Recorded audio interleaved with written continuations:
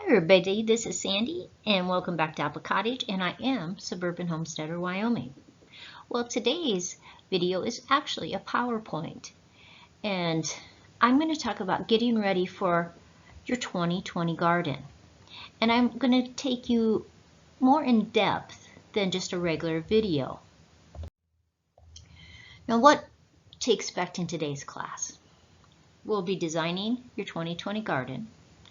We're going to be talking about seeds and how to start them inside, and just really expanding those possibilities, because so many times, because we buy at box stores, we buy at a nursery, the type of seeds or plants that we have is very limited.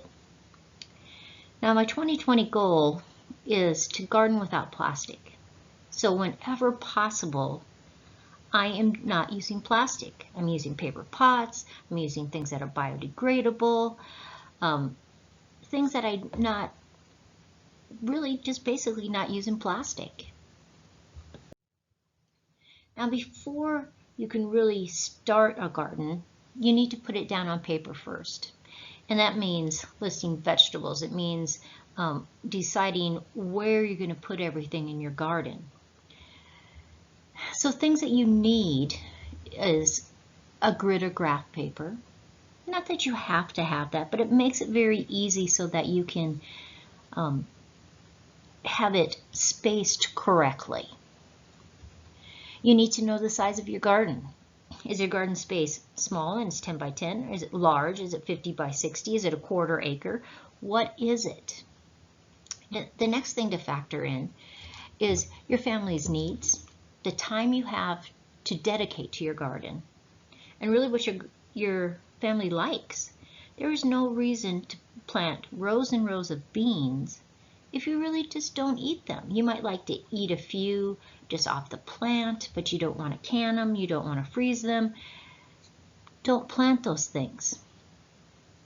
We're going to talk about varieties of each vegetable, because in a box store or in a nursery, it's very limited what you can have. But if you have spent any time going through garden catalogs, you know that the varieties are endless. Also, when you're planning your garden on paper first, how are you going to preserve those vegetables? How are you going to take all those tomatoes that you grew and save them? Canning, freezing, dehydrating, things like that.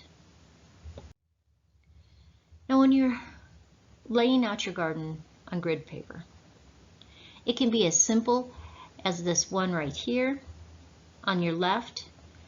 It's just fast, easy. This one right here is actually a 3 by 6 bed.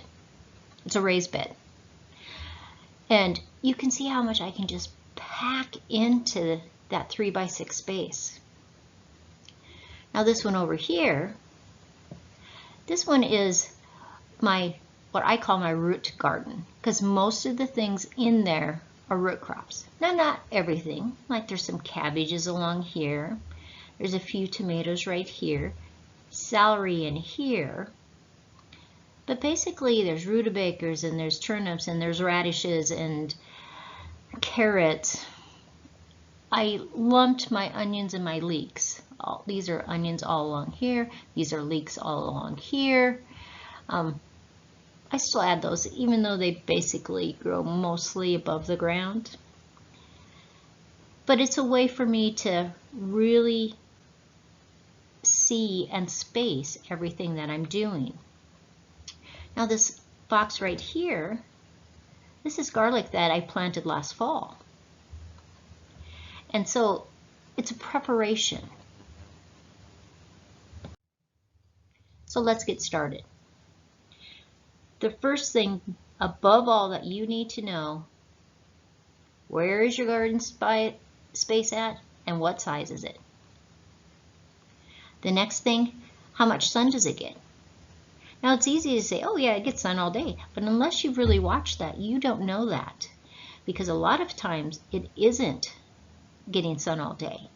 There's trees that get in the way. There's houses that get in the way. Outbuildings, all kinds of stuff. Now the next thing, is there water nearby? Do you have to drag a lot of hoses? Are you going to have to carry it in buckets? This is a thing to, it may go, oh yeah, I can do that. When it's 100 degrees out, it is not fun carrying pails of water to water your garden. Now, how's your soil? Soils can be clay, they can be loam, they can be sandy, they can be such combinations of all that. How do you know? You have to have a soil test. Now, soil tests will range anywhere from $6 to $35, depending on the lab, the university, how you're doing it. But just get a test, so then you know you're low in this, you're low in this, you're high in this. Because unless you know how your soil is, how do you know what soil amendments to put on? Now, honestly, most people's vegetable site will not be perfect. It's too windy, it's too hot, there's shade, there's all kinds of stuff. But work with what you have, because it's important, especially in 2020, to start a garden. But just remember, most people don't have a perfect spot, but they work with it and it works. Now, things to look out for. If there are no weeds growing in that spot and you say, oh, I should plant a garden there. There is a reason why there are no weeds growing there. Don't pick that spot. When you're looking for your spot, just remember trees, sun, buildings, neighbors, anything that could factor in. Animals can factor in. Do you have to have a fence around it? Just think before, and that's the reason why we put it on paper. So, first thing you do, you're going to draw it on your grid paper. Now, a lot of grid paper has little squares, and then it has heavy squares. And most of those heavy squares are basically 5 small squares by 5 small squares. And so you can adjust that. So a 5 by 5 on your grid paper could translate to 1 by 1, or it could translate to 2 feet by 2 feet, 5 feet by 5 feet, depending on the size of your garden. Another thing when you're doing your grid paper, once you draw the outside border of your garden, put in where north, south, east, and west is, because that will affect where you place your vegetables. You don't want the corn blocking all the sun, so the vegetables next to the corn don't get any sunlight. You don't want to do that. How many walkways do you need to put into your plan? Now, what I always look at is how far can I reach? I can easily reach about 2.5 feet into my space. And so if I have walkways on both sides, I really can have a space that's 5 feet across, and I can easily grab any of those vegetables within that space or pull weeds in that space. Is it going to be fenced? Draw the fence in there. Now, the nice thing about a fence, other than it keeps animals and kids out, is that you can grow your vegetables up it. Cucumbers, peas, beans, squashes and melons even. Are you going to have all your garden on the ground? Are you going to have some raised beds? Are you going to grow some things in containers? Are you going to do just straight rows? Are you going to do square foot gardening, your own design? Are you going to do interplanting, companion planting, all kinds of things to think about? On a separate sheet of paper, if you can write all the vegetables that you would like to do, like to grow, after you have your grid paper set up, then you can start playing and moving things around. Now, I always do this in pencil because I may decide, oh, I want my tomatoes here, I want my peppers here, I want my onions here. But then by the time I'm done, I'm running out of space and I haven't taking care of that, so that I can get everything in there. So what I like to do is be able to erase and move things around. And honestly, when I do my gardens, it probably takes me 3 or 4 sheets of paper before I have my final one, because I'm moving things around. And I like to use up as much space as possible. I also like to add in herbs and flowers with my vegetables. I think they benefit from each other. Now, a lot of times when we're growing our garden, it's hard to visualize just how much stuff we can get in a space. So what I've found is, I tell people, how much can you get from a 10-foot row? Like from a 10-foot row, I can literally grow 10 to 15 pounds of carrots in just one row, a single row. Now that is a lot of carrots. So you have to decide, okay, can we eat 10 to 15 pounds of carrots through the summer fresh? Or am I going to need to can some of those? You have to decide those things. In a 10-foot row, we could probably get easily, depending on the size of the head, 8 heads of cabbage. But what if we want to do, some bell peppers? Easily you can grow 12 pounds of bell peppers in a 10-foot row. Now, there are tricks to help with this. Especially like bell peppers. I like to top my peppers. What does that mean? That means when they get about 8 inches tall, I'm cutting the very top of them off because I want them to branch. When it branches, it stimulates it to make flowers and you get more peppers. Those are just tricks. Now, I like to always grow my radishes with my carrots. Radishes come up first. The carrots get shaded by the radishes leaves, and so then by the time I'm pulling my radishes, my carrots have really started to get established. And so I'm just planting them next to each other all the time. Now, you can get about 24 ears of corn in a 10-foot row. How many ears of corn is your family going to eat? You just need to know those things. Now, potatoes, you should be able to get 20 pounds of potatoes in a 10-foot row.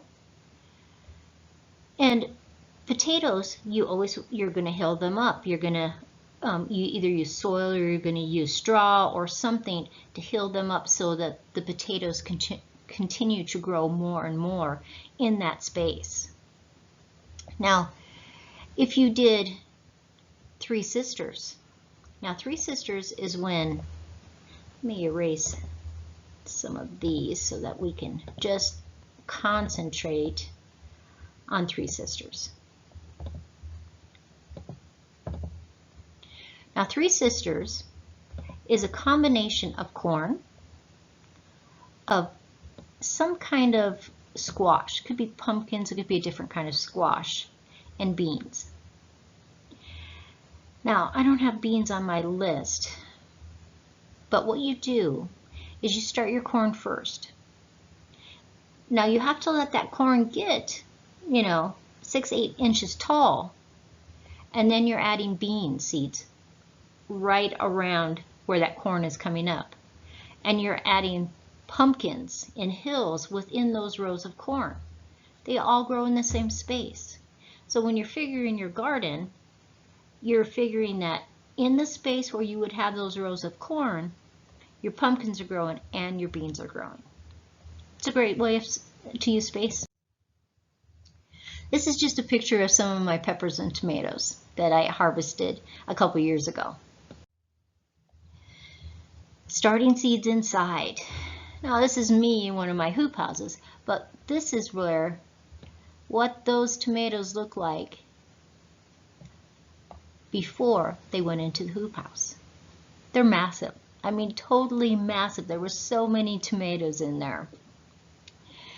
Now you can see that when I start my tomato seeds, I put all kinds of them in one of my paper pots. Why do I do that? Because I'm not wasting any space sowing seeds, and then some of those cells, nothing comes up. And when they get their second set of leaves, now like these right here only have their first set of leaves. They don't have their true leaves on them. When they get their second set of leaves, that is when I'm going to take them out and pot them in their own individual paper pot. I grow a lot of tomatoes. Now I start a lot of things from seed. This right here are onion seeds, and this is what they look like later. These are rhubarb from seeds, and this is what they look like later. I love starting things from seeds because I get to choose what varieties that I have, and I really appreciate that. These are my paper pots that I do. I'm going to link the how I make my paper pots. It's a video that I've done before, so that you can just see what I do. Now, you may say, Sandy, you're supposed to be using paper. These are actually biodegradable pots.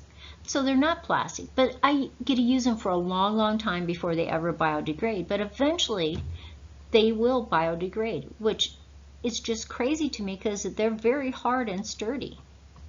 Here's just some more tomatoes. Now, a lot of times I will grow them under fluorescent tube lighting.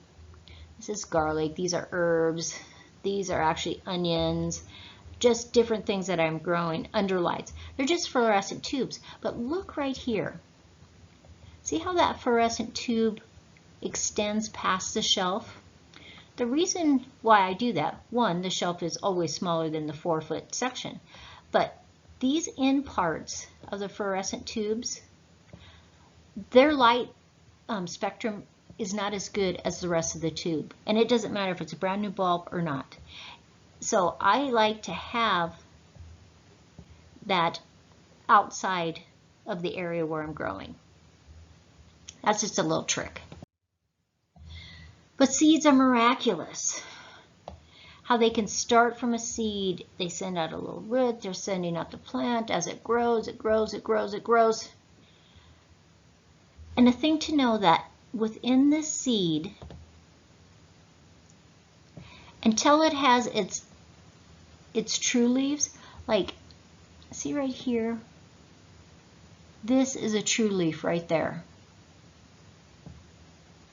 These ones beforehand, those are not true leaves. But when it has those true leaves, that's when I transplant into bigger containers. But the thing about the seed, it has all the nutritional value that this plant needs until it gets its true leaves. So until then, you don't have to give it anything extra. That's why people buy seedless potting mix. It's that potting mix that is just for seed starting. It doesn't have any nutritional value, but it's very loose and fluffy, and those little roots can go through. I used to use that, but I don't use it anymore, because if you wait too long before you transplant, when it gets that true set of leaves, your plant is actually starving. And so I just don't do it. Now, what can I use to start my seeds? There is seed starting mix. I just don't happen to use it anymore, other than that sometimes when I do my potting mix and it's a seed that's very, very tiny and I need to just put a dusting over top of it, then I'll use that seed starting mix because it's light, it's fluffy, and you can just barely put it on the surface. Potting soil without peat moss, if possible. Why is that? Well, peat moss is not a renewable resource. They take it from bogs, and in fact, in Europe, you can't even buy potting soil with peat moss in it anymore. It's in the United States that we're consuming so much of it. Now, I understand that people like it because It makes it a little more airy and fluffy. But seriously, you're destroying bogs. So this is my recipe for seed starting. I use 1 part potting soil or compost, 1/2 part perlite and 1/2 part vermiculite.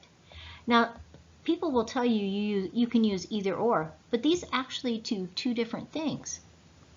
Perlite, see, you can see the little pieces of perlite in there. See right there?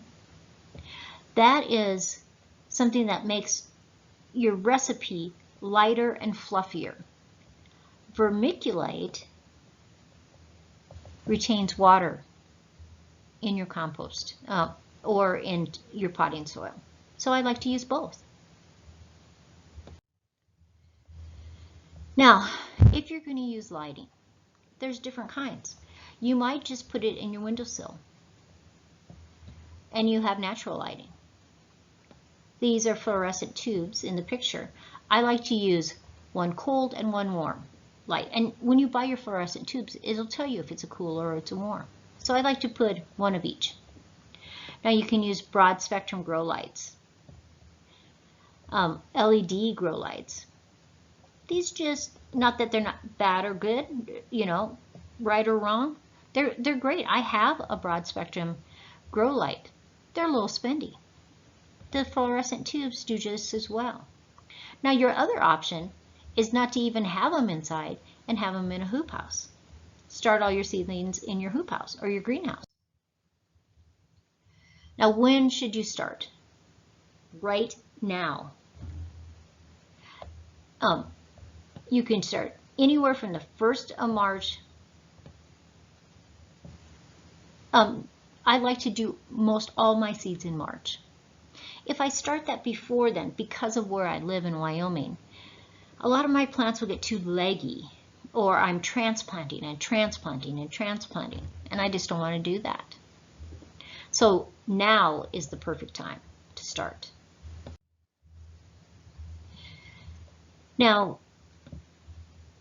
to make paper pots, we can go step by step. I like to use newspaper. If you go to your newspaper office and they have what they call diapers, and really it looks just like your folded up newspaper, only it doesn't have any print on it. And sometimes a newspaper office will have extras, so they'll give them to you. Sometimes they'll sell them to you. But even if you're just using regular paper, the ink that they use in newsprint now is vegetable based, it's soy based. So it's totally okay to use, where it used to be that it was not. And so that it could really affect your plants, that would leach into the soil, and so I wouldn't have used it. Now this is my YouTube video on making paper pots. So if you want to learn more about paper pots, just go there and you just do it step by step, and I will show you how to make those. Now this is Sandy at Apple Cottage. I know that this is a little bit longer video than I usually have been doing lately, but I just want you to start. I want you to draw out your garden plan. If you're in the South, maybe you've started planting, but if you can just back up a little bit, leave the things that you've already planted, but then use your paper to really decide where you're going to put all those other things. I think you will be pleasantly surprised that how much more vegetables and how much space is used wiser. So this is Sandy at Apple Cottage. Have a great day, and my next one I'm going to do a whole PowerPoint on vegetable gardening. I'm going to do a whole PowerPoint on composting, on fruits and berries. So I hope you enjoyed this first PowerPoint, and I will see you soon.